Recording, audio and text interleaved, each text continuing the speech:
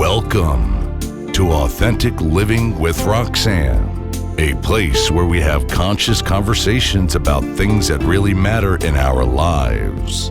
And now, here's your host, Roxanne Derhodge.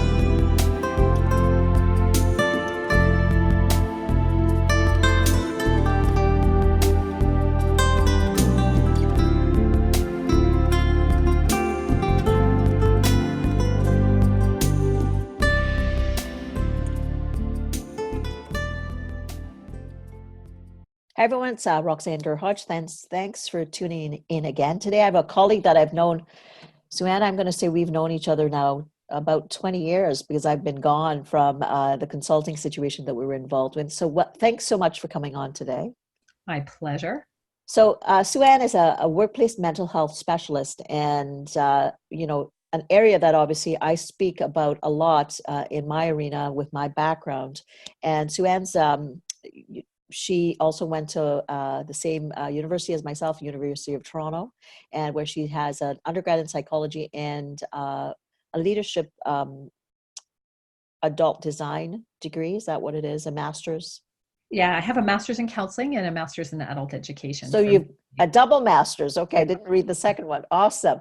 So she worked in with private and public sector. She's really been involved with mental health training in the workplace. So I thought we would have her on to share some of her wisdom about really what's happening out there in the workplace. And mental health, and you keep hearing it and we keep seeing it in environments for sure, Sue-Ann, it's on the rise and it's continually keeping going up year after year.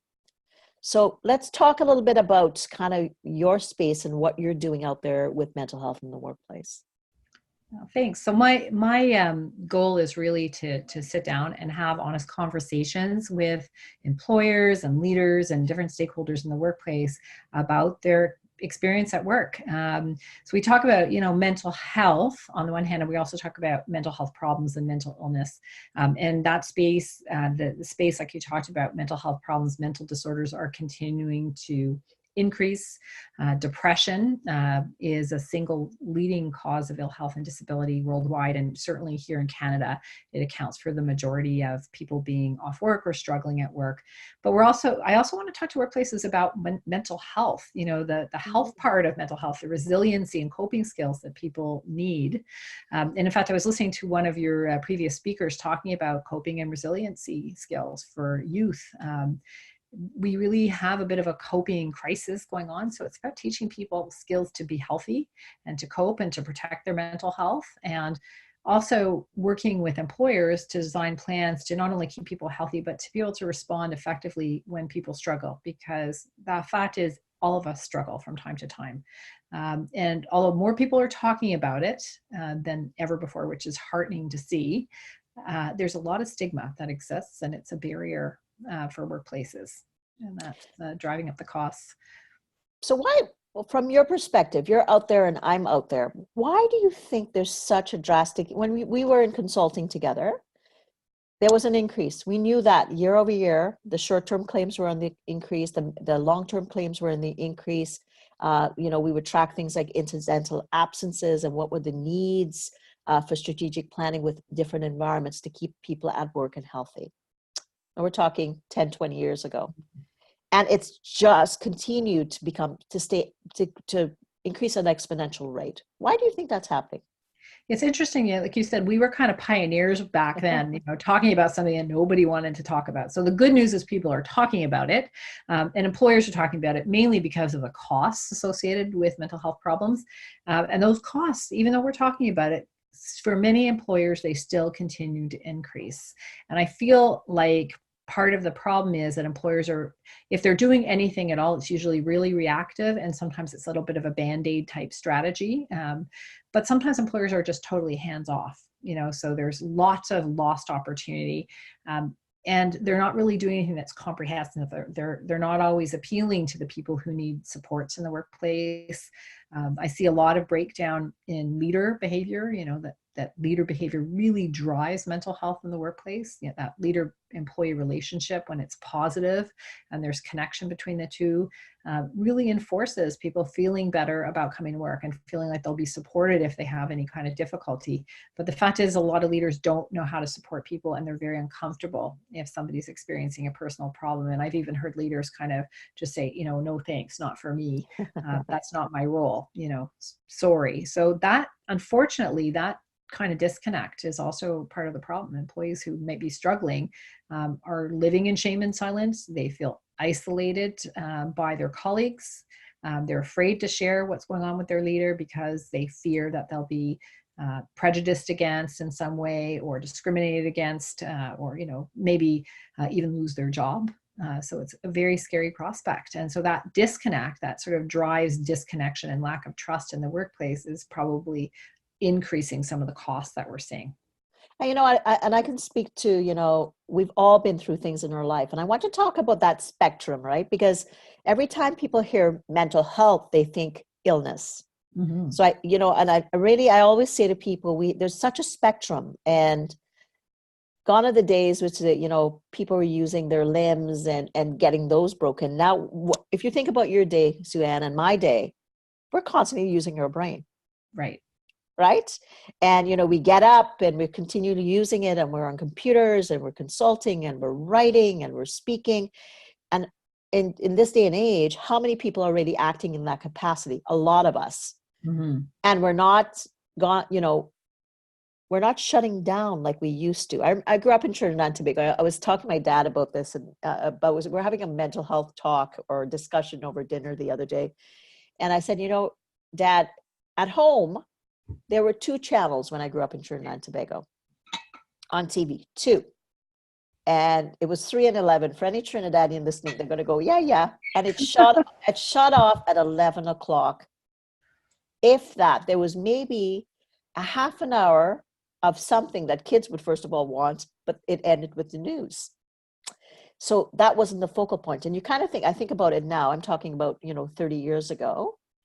And now we're connected from the time we get up, and we know with adult brains, that's one thing, and we get tired, but you can think about young brains, which is where we're seeing a lot more, you know, issues around mental health, because a lot of these brains that aren't developed are overloaded, and kids aren't shutting down because they don't know how to shut down. Right. And that's actually a problem. It's a problem for adults, like you said, because there was never any ground rules, even for those of us who lived in a space, like you said, where there were 2. I remember I lived in Quebec. There were 2 English channels or 3 English channels, and then eventually we got cable and got the U.S. channels. But you know, there was a time, and there were boundaries, and we had, you know, Sunday was a kind of a day of rest, and so on and so forth. Now we're connected all the time. There's an expectation, sometimes at work and in life, to stay connected. And as you mentioned, for youth in particular, developing brains, there's a lot of evidence to suggest that all of the exposure to blue light that we're getting disrupts our circadian rhythms. We're not really teaching people how to connect socially, even though we're using social media for connection. People are maybe more isolated, or there's this opportunity to present a self that's not really their self, to put on a mask, I guess is a way to put it. And that challenge to kind of keep up that appearance that, you know, everything is okay when they're not okay. And then you mentioned also just this pressure that we have, 24/7, 365 stimulation. And it's hard to turn it off. There are some people who actually get addicted to all of that because they just like the drama that's going on around them. So it's challenging, right? And so we're seeing, as you mentioned, young people, you know, youth between 16 and 24 are experiencing, and often do experience, or higher rates of onset for some mental health problems. And that's been happening historically because people move through puberty and into adulthood and often start to experience symptoms. But also we're seeing an increase in the number of people. The prevalence for depression worldwide has grown 18%. So that's just one single illness. It is a leading cause of health problems worldwide. And some of the evidence suggests that, you know, the constant pressure, constant stress, constant blue light that we're getting from all of our devices has affected our brain function and our circadian rhythm, and it's impacting our overall health. So let's talk about employers out there, are they obviously the bottom line, and I will go to the bottom line because that's where as soon as the pocketbook gets impacted, we start talking about making change strategy wise. Mhm. What kind of shifts have you seen, let's say in the last 10 years, around really putting the right strategies in place to impact the bottom line in companies? That's a great question. There are some employers. So a few things that of note. The Mental Health Commission of Canada has a longitudinal case study program that they launched back in 2013 when the National Standard for Psychological Health and Safety in the Workplace was launched. So for those of you not familiar, I'm happy to send you a link to it, Roxanne. And Okay. it outlines really how employers can go about implementing a comprehensive strategy to protect the psychological health, the psychological safety of workers. So a few larger employers have participated in that case study. One that I've worked with really closely is Bell Canada. They have, in my opinion, really exemplified what workplaces can do. So they've looked at different dimensions. And one really crucial thing that probably kickstarted them was their CEO, George Cope's own sharing of his personal situation and the impetus to really say, we've got to change things around here. It's not just about money. It's about keeping talented people. It's about having a workplace where people really want to come in and there's happy workers. So they have done they look sort of from bottom up about what they wanted to do. They had been doing some training sort of ad hoc around mental health for leaders in the workplace for a while, but they really decided at a certain point that we've got to make things change. And they started looking at, things like what's driving short-term disability claims, what's happening when somebody is presenting mental health issues, are they getting support from the workplace? Do they have supports outside of the workplace? How can we change the dynamic between leaders and team members so there's better conversations happening? And one of the things that they really did is they worked with their insurance provider, I think it's Manulife, and with their employee and family assistance provider and with other providers, and they came up with a strategy that worked. And they looked at things like leader training, but training that's really specifically targeting some behaviors that make a difference, and giving leaders routine training and check-ins around how to apply skills. They also worked looking at how to support early accommodation in the workplace. So the goal was to let workers know it's safe to talk about mental health in our workplace, that you will be treated with respect, and we have a lot of resources to help. And the idea of saying, we have support for employees, leaders who get support on how to support you, and options for accommodating you early on if you're starting to struggle with no penalty have really made a difference. And what they're seeing, and they've presented on in some conferences, is lower rates of short-term disability. So people actually being off work, less number of cases, and duration of claims. So they've actually seen 16-day reduction, I think is the last number I heard, in days of absence. When you got 55,000 employees across Canada, that's a lot of money. Right. And there's stuff that you can measure, right? You can measure short-term and long-term claims. You can measure employee satisfaction, I guess, like the pulse surveys and things like that they do at work. And you can measure what other dimensions really need to change, at work, and things like respect in the workplace, for example, helping people learn to behave better and setting standards around those behaviors at work. And they've also, I think, collaboratively worked with, like I said, a number of stakeholders in their business, including their unions, including grassroots employee groups, including training, creating peer teams in some aspects of their business. So they've got, mental health peers that are trained to talk to colleagues and encourage them to reach out to support resources. And they've got resources for support and even good coverage for mental health benefits. So if somebody needs to speak to a counselor, and both of us know that can be difficult to arrange. Even if you've got funding, it can be difficult to arrange. Yes. They have resources available, and they've got money benefits for employees to use directly for psychological counseling. So they've actually seen a reduction in the numbers. And maybe they're starting to see happier employees at work. I think that's the other thing. Some things you just cannot measure. Like, is somebody really better engaged at work because they're feeling mentally healthy?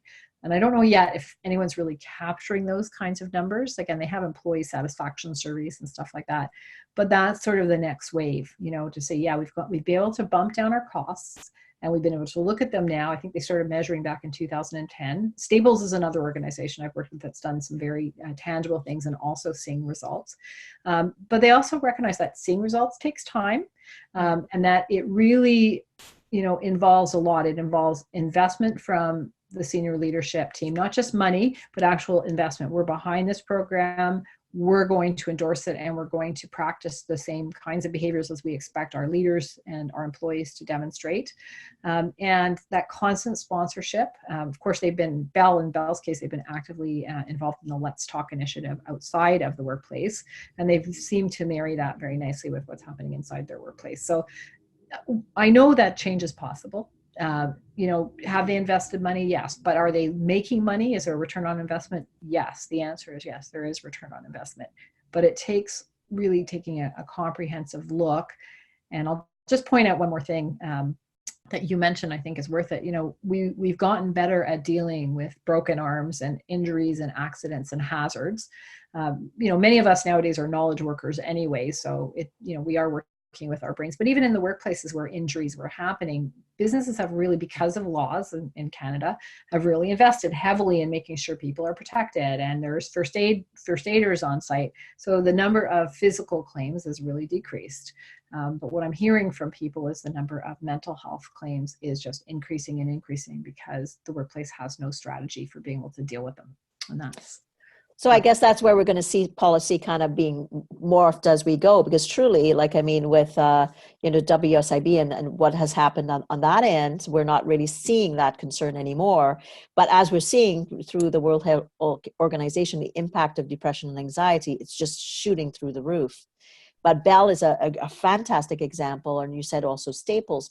But you know what? If you're an employer or a leader out there or CEO of a small company, and you're going to say, that's all well and good, I don't have the deep pockets like, the Bells of the world. What would you say to say maybe somebody with a smaller company that's thinking, I have these concerns. What kind of things could I start to do, or what strategies should I start to think about investing in, even if I don't have as much to invest in wellness?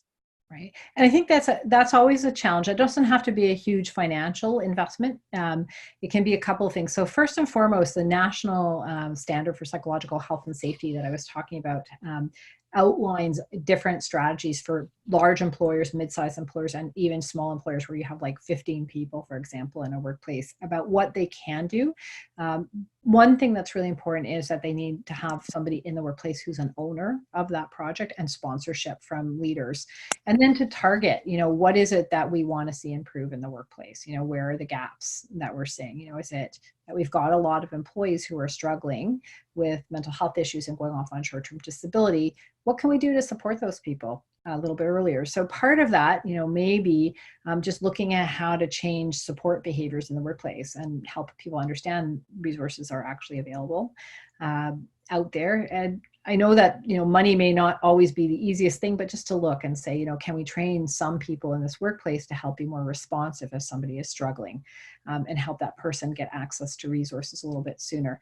Because, part of it is there's a breakdown, there's, especially in some sectors, there's this need for people to be on 150% all the time. And there's really not a lot of opportunity for introspection about, what happens when I'm not feeling at my best, right? Keeping those appearances up. So there are campaigns that people can invest in. There's one called Not Myself Today at Work.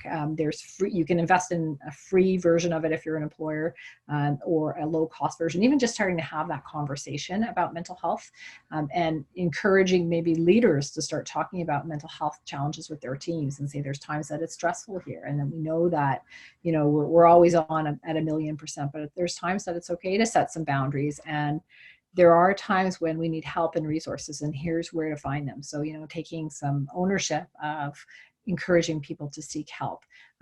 One of the most powerful things I've seen in small workplaces is when a leader themselves, or somebody who's in a position of leadership, shares their own personal situation. Somebody who's successful at work, and people look up to, and will say, listen, I live with an anxiety disorder, and I've been living with it for 25 years. And I know that there are people here just like me who struggle. And I want you to know that there's help. right? I'm doing well. There's resources. You can come talk about it with me if you need to. Because sometimes a person who's struggling on their own may be so afraid or not know where to turn for help. So a colleague or a leader who has some skills and some training can really be an encouraging force for that person to start taking steps to get better. And at the workplace, even without spending a lot of money, just having more supportive policies. It's not so much about the what as the how. My body language, am I showing the person that I'm interested and I'm caring? Are we really open to having this conversation with the person? Do they really feel like they're part of a team and a valued member of our team, no matter what, during the good times and the bad times? And I think if you can start sending that kind of message out to people, that we're a family and we take care of each other and we have each other's backs, people feel supported, right? Because I mean, everybody, like, gone are the days, and I heard that 10 years ago we're doing so much more with less. And I know that the way of the world with globalization, things are getting busier and busier, and there's more competition for for market share in lots of different sectors. So we know how that's going. So it's not slowing down. It's accelerating that much more. So really, all we can do is look at what kind of things. And I talk a lot about being, relationally transparent. So if I'm your leader and I am literally looking, making it seem that everything's okay, and there's people around me that are kind of dying on the vine, I'm so disconnected that I'm not recognizing that I may be stressed and I'm able to put it together, but how am I accepting the differences with people around me to support them in whatever way that they need to be supported? Right. That's a challenge for leaders sometimes. I think, first of all, many leaders I've met, I've done a lot of training with business leaders and with mid-level leaders. A lot of them struggle themselves. Anytime we have conversations about mental health in the workplace, I usually will see, if I have 25 people in the room, I'll usually see, probably about 80% of them that are really engaged in the topic. And sometimes people get so comfortable that they'll share their own, now more and more now share their own experiences. And then I see about 20% of people who just are so uncomfortable with the topic. Sometimes they seem so awkward because they're not used to having conversations about it. And that it's funny that 20%, maybe about 2 or 3 of them just really are quiet the whole time. And, it's easy to assume that they don't really care, or there's a lot of stigma. But what happens often is it's those 1 or 2 people that will come to me in private after the session or find me on LinkedIn and say, I'm really struggling for a long time myself. We're talking about helping employees. I'm scared, because I think I have depression and my life feels like it's falling apart. So I think that, leaders do struggle. Sometimes they're good at covering up. And once in a while, right, we all have good coping skills. But it's also recognizing that any single one of us, and we sort of talk about there's a continuum, might be just feeling overwhelmed right now with lots of things that are going on. And, stress at work is just one more of those things that's going on, and where I might be really excited and engaged most days, right now with everything else that's going on, I just can't put that happy face on. So I think first and foremost, leaders need to recognize that, like, am I seeing something that's different, right? In this person, are they quieter?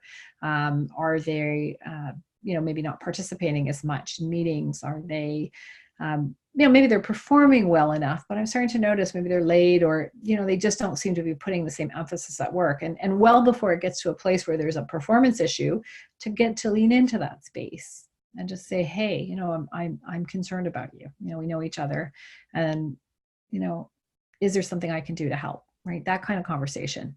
And when we see leaders who can have that conversation, you usually see employees who feel connected and supported to leaders. So it's just about and I'm sure you've been in environments where you've seen both, and I have been in multiple environments where I've seen leaders and I think, if only we can clone him or her, right?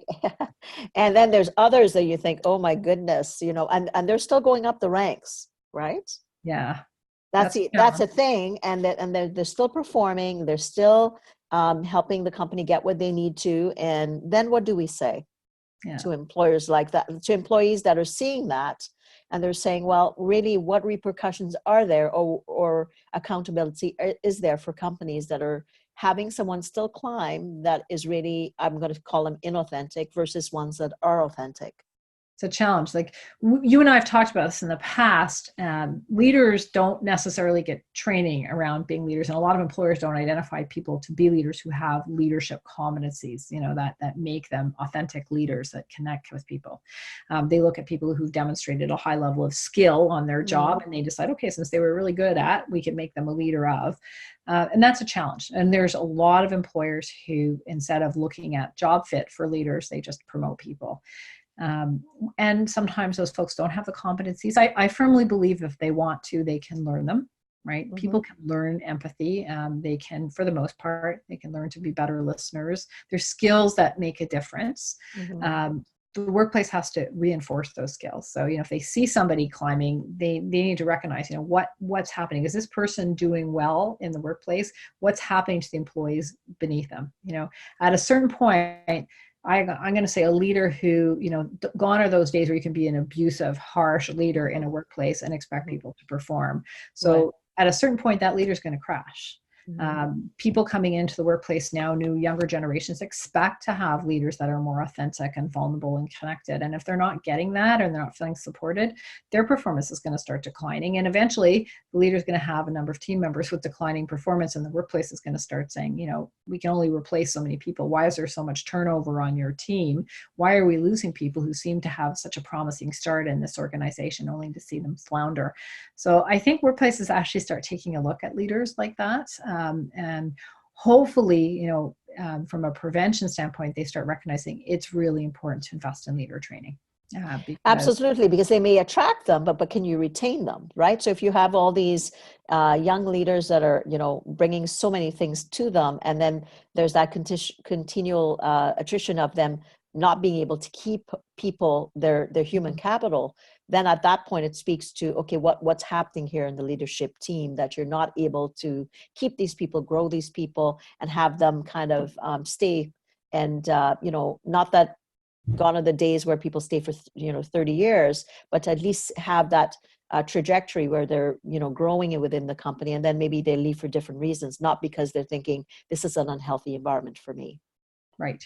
It's an interesting point. And I think there is often, we hear about it, there are people who come into a workplace and they don't leave because they don't like the work they're doing. They don't like the people and they don't like the culture. So part of really understanding and promoting a mentally healthy, psychologically safe workplace starts with looking at your culture and looking what's going on and what kind of culture do you want to project in the workplace. And some workplaces have to take a really hard look at some of the behaviors like incivility that go on in the workplace. The national standard, again, that I talked about identifies different competencies and variables for workplaces to look at. And, leadership development is one of them. The culture of the workplace, the level of civility and respect. So those kinds of things, you have to think about, are we a welcoming culture? Do we take care of our people? Do we understand what the psychological demands are on people? Like the type of work they do. And I think that's another area employers like Bell have gotten good at doing, is understanding the different psychological demands or stressors that people face on the job. Whether it's trying to compete in this high energy 24/7 365 environment, and there's a lot of people like that, or people like, for example, paramedics or emergency room personnel who face really high levels of traumatic imagery every single day, or dealing with people in acute distress. It's helping give them tools to be able to adjust to their environment. That's a major area of just understanding, what's going on. So even a small employer can do that and start to say, what kinds of stressors are people facing in the workplace?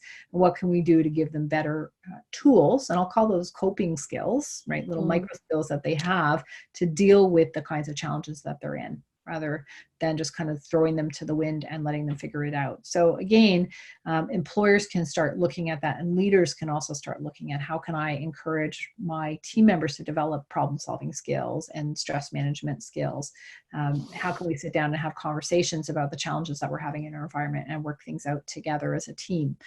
That kind of stuff. So it makes a huge difference in terms of promoting better mental health in the workplace, right? And even making it okay to say, you know what, today I'm not feeling great. I'm just having a bad day, and people understand that happens sometimes, and there's support. there And too. who can't relate to that? We've all had those. You think, oh, this is going to be that kind of day, and being able to say that to even your team around you or whatever, because I'm sure within your team, people have also felt the same.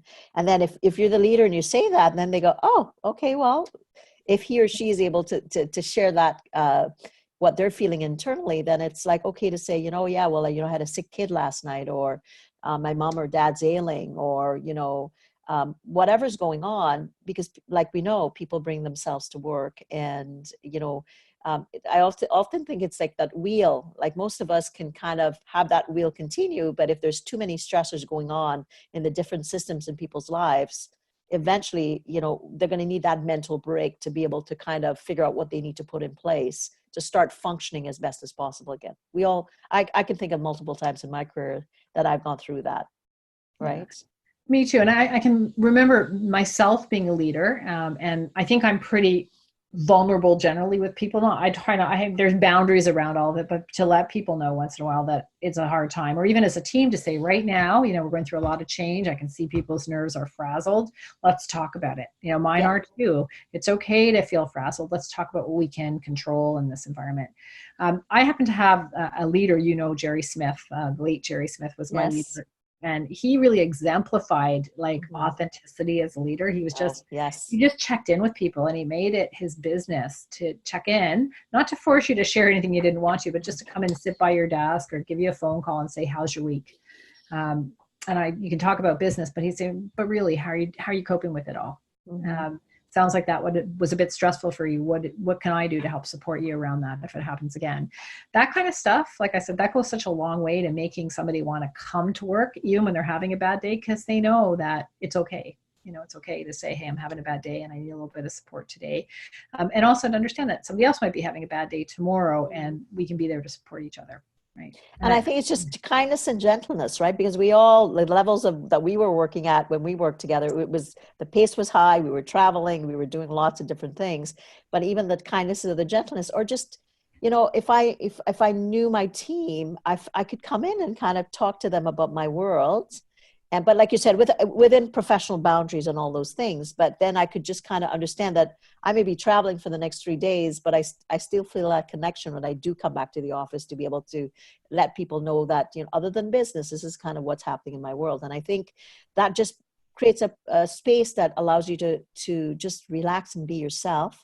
And optimally, if I'm functioning, then of course you're going to get maximum productivity from me. If I feel like I can't relate and I'm stressed, or, business is stressful and home is stressful and lots is going on, that's where we get into that concept of presenteeism, which is the concept for others who have maybe never heard that term is I show up at work, I give you maybe 60% of productivity. I fly under the radar. I don't go off on anything, but you don't get me 100% or at that optimal functioning, which is what a lot of people do. And that's a hard thing to measure. You're like, presenteeism is challenging because you could have someone at work, of course, not really working, right. Or you can have someone at work and they're just going through the motions and they're getting the job done, but they're not feeling really good about being at work. And sometimes it's harder for them to identify. So again, as a leader, it's okay. It's about saying, what, if you're not okay, it's okay not to be okay. There's resources we have that are here to help support you if you're having a bit of a difficult time. And let's talk, if there's anything I can do to support you, and let's talk about what may make a difference here in your work world. So again, I want to point out, when we give people opportunity also to connect and to add value, and I'll use the word a little bit of latitude on their job, right? Involvement and influence. We generally see employees who feel a lot more appreciated at work too. So there's lots of things leaders can do to really make a difference. Lots of things employers can do to really make a difference. So it's really about having conversations with people, maybe sometimes one-on-one, sometimes in a broader context about, all of us struggle, right? And there's options here to support you here if you need them. And that your strategy should be aligned with your sector and your demographics of your population and your age and the type of work. There's no one fit all. And I mean, I know with me, when I worked with companies, over my tenure with health and wellness, every environment was different. There were certain, if it was a female environment like healthcare, work-life balance was important, shift work, accommodation, childcare related concerns. So I think it's recognizing what is the need to keep people mentally well and at work for the most part. And, and then if people do go off work, that we're treating them the same as if it's a medical concern. And I know with return to work programs that have initially, when we were at the inception of what, kind of being involved at that end, that people would, get the phone call or the card just the same. That was something that I know was slower coming, and hopefully I would think that that's probably happening a lot more with the return to work today. Would you say that that's happening? Yes. Okay. So one of the things we really encourage workplaces to do is first of all, have connections. We have connections with people all the time. Whatever the reason that someone's off, whether it's, a maternity leave or a disability leave, having connections with people so that they feel connected to the workplace, that they know that they're part of that extended family in the workplace. One thing that can really help, of course, is if somebody is away from work, is having their leader connect with them. Mm-hmm. If assuming the employee wants to hear from them, but just having that connection. It's not a work connection here. It's just a personal connection to talk, to say, I'm thinking about you. I'm wishing you well, right? Mm-hmm. Maybe update them on some non-stressful news that's happening in the work environment, just to help them feel connected and to hear a little bit about what's going on in their environment. That makes it so much easier for someone who's been off work and maybe feels afraid.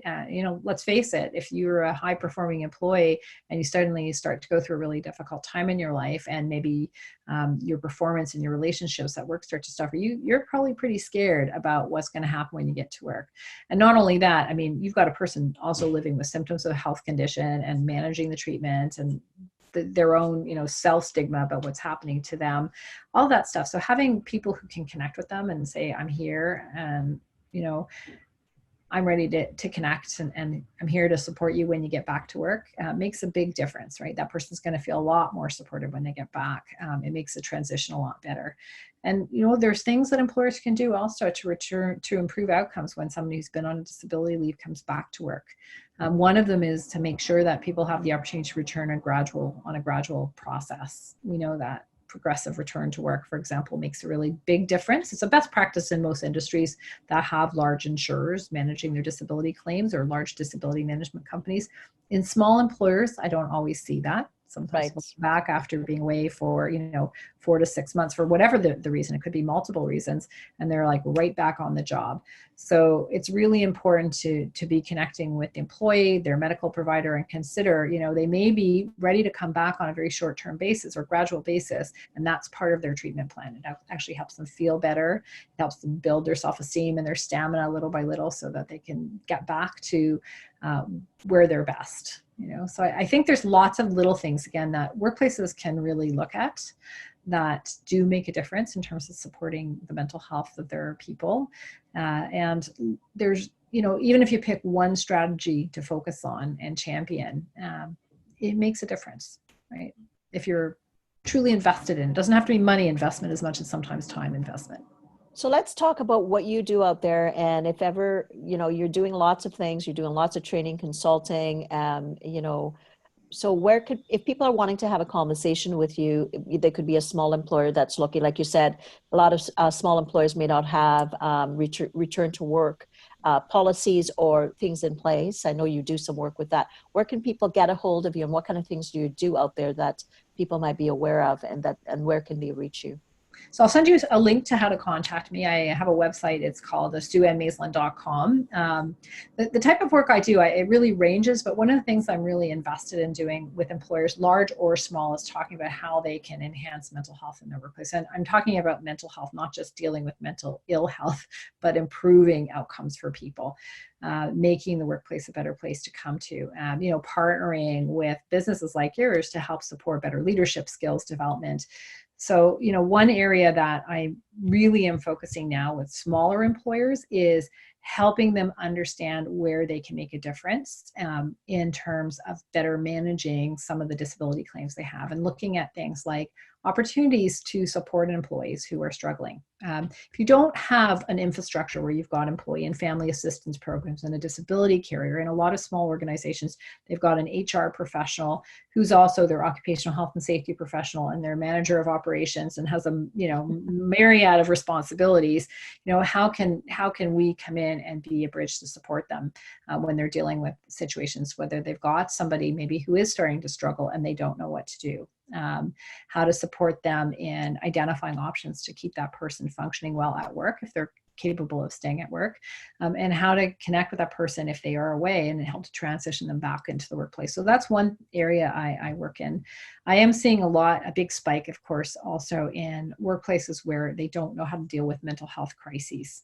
And, in a larger workplace, the larger your workplace, the more likely you are to see someone who is in crisis. It could be things like suicide. I hear a lot about that. I've had recently a few employers call me where they've got employees who have active psychosis and they're having active psychotic episodes at work. And it's scary for the employee, it's scary for the workplace, it's scary for the team. So around how to manage that, how to diffuse crises. So a lot of work again around mental health first aid skills. So I'm an instructor for the Mental Health Commission and helping employers learn those skills, so they've got somebody on board. Again, whether it's that small HR person or a couple of identified people who can be there to help de-escalate mental health crises. Anxiety attacks, again, panic attacks happen very frequently at work. So these, skills can be learned. They don't take a lot of time to learn, and they're not all that costly. You can take a mental health first aid course in and around pretty much anywhere in Canada for about $195 to $250 for a 2-day course, and learn skills that actually could make a difference and even save an employee's life. So those are things that I'm sort of seeing spike now, because small employers sometimes really struggle. And of course. A real crisis on their hands. Like I said, I've had a few where suicide risk has been high, or there has been a death by suicide, and they're coping with the aftermath and realizing we needed to do something different here. So that kind of area is a growth area. I'd like to see people getting ahead of that curve. Right. But understanding that these are real risks that take place, and that there are tools that are not expensive that they can use to help manage them. So there's some point to start, and it doesn't per se take a lot of money. Correct. Like I said, it may be identifying 1 or 2 key people in your workplace, putting them through a course like mental health first aid, just so they learn some basic skills. Maybe doing a little bit of work with leaders, right, to help them also understand that sometimes they're on the forefront of being able to see when somebody might be starting to struggle, because they have that day-to-day relationship with their team members. And even if there's not a lot of money for skills development, the leaders, if they've got someone that they can come to internally that can support them to have a better conversation with their team member, it will make a difference. Awesome. Well, this has been amazing. And I know you and I can probably talk for hours because we work in the same wheelhouse. So again, thanks so much for spending the time with us. And for anyone listening, I think it's going back to, again, the basics. Yes, we are living, in that knowledge economy today, and we are using our brain capacity so much more than we're probably realizing. You talked a bit about blue light and the impact of, our young people not being able to have basic conversations where they can co-create connection. So that's being lost.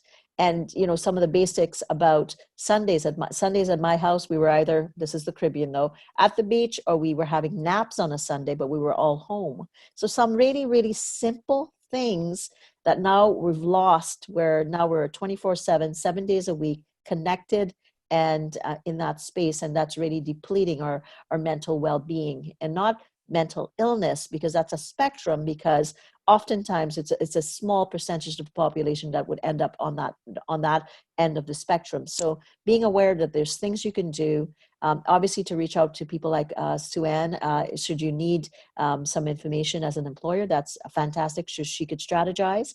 And around my wheelhouse is around authentic leadership. So as a leader, I offer skill development and coaching in that arena. So if you're ever needing any information on me, please go to Roxanne Durhodge Consulting. Okay, take care. And thanks again, Sue-Ann, and we'll chat with you soon. Oh, my pleasure, Roxanne. Okay, take care. Thanks for tuning in to Authentic Living with Roxanne, creating the space for positive, healthy change. Roxanne is a keynote speaker, psychotherapist, and coach. To work with Roxanne, visit roxannedurhodge.com/blueprint. We'll see you next time on Authentic Living with Roxanne.